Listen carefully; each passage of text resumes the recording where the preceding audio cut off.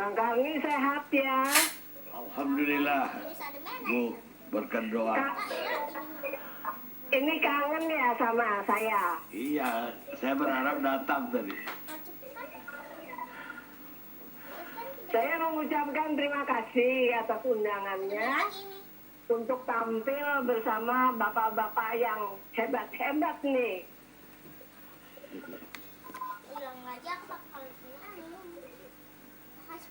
Jadi Bang Karni, saya kan bukan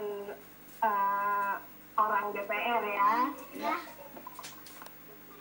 Jadi saya tidak mempelajari secara mendetail. Saya akan lebih bicara yang terkait dengan sejarah di dalam khususnya bidang politik. Di mana bahwa pimpinan-pimpinan Partai Nasional Indonesia itu telah melakukan pengamalan Pancasila dengan lebih mendunia secara internasional. Dalam sila pertama, ketuhanan yang Maha Esa adalah hablum minallah bagi semua agama yang ada di dunia dan di Indonesia.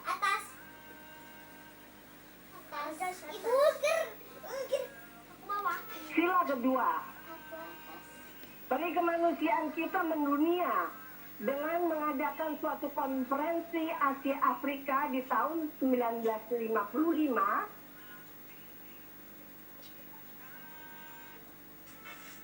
di mana semua suku, bangsa-bangsa yang baru merdeka ataupun belum merdeka bertemu bersama dalam spirit gotong royong.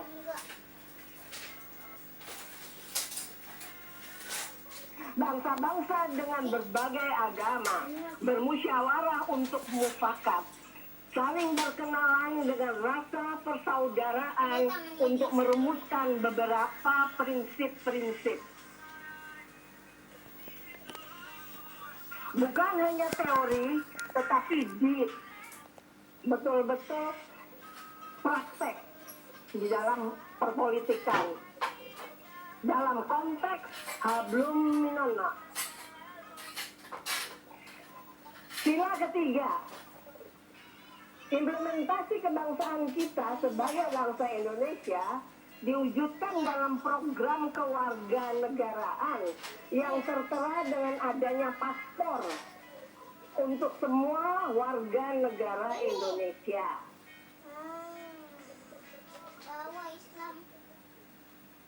Dan kita pun sudah diterima sebagai anggota di dalam Badan Dunia, yaitu PBB.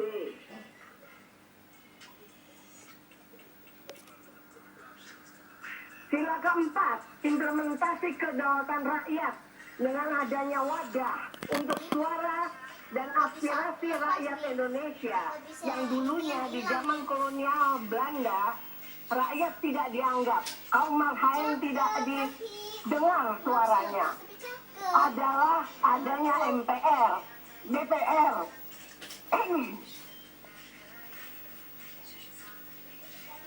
Dan sila kelima, keadilan sosial yang diwujudkan salah satunya dalam bidang pendidikan bagi seluruh rakyat Indonesia yang berhak untuk menjadi pintar maupun cerdas ataupun kreatif.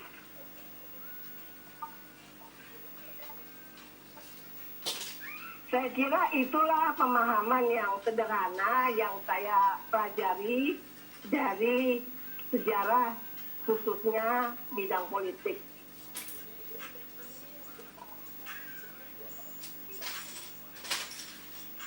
Begitu Bang Karni. Atas polemik yang terjadi sekarang, apa komentar Bu Sukma sebagai putri beliau yang menggali Pancasila? Saya kira itu sebagai juga suatu sarana komunikasi politik, karena saya menilai, saya mengamati bahwa banyak generasi muda yang tidak terlalu mengerti tentang politik.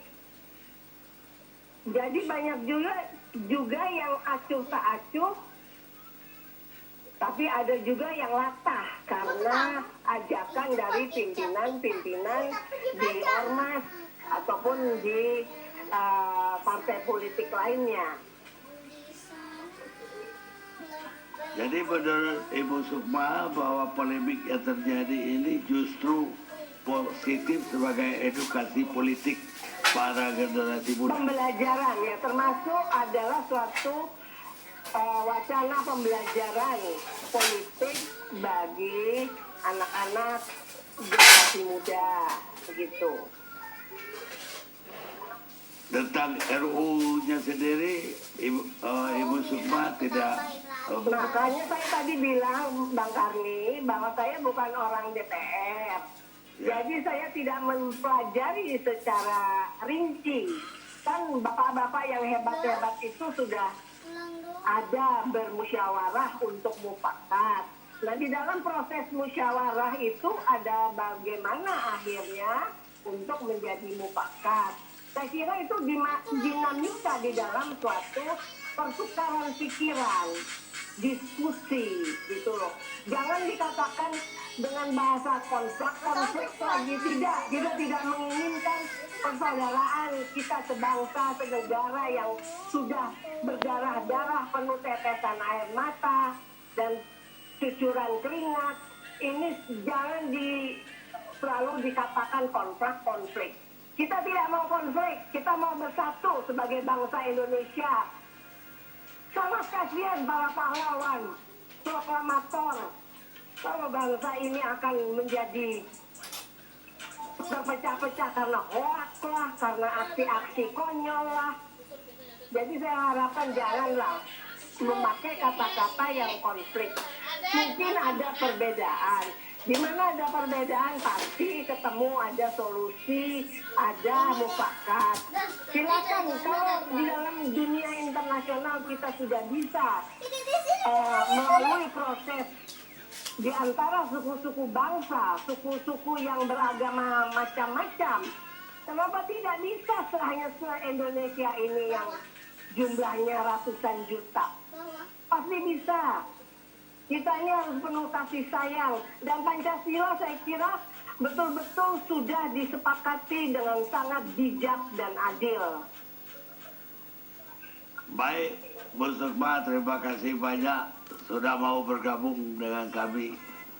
Sampai ketemu episode yang akan datang. Baik.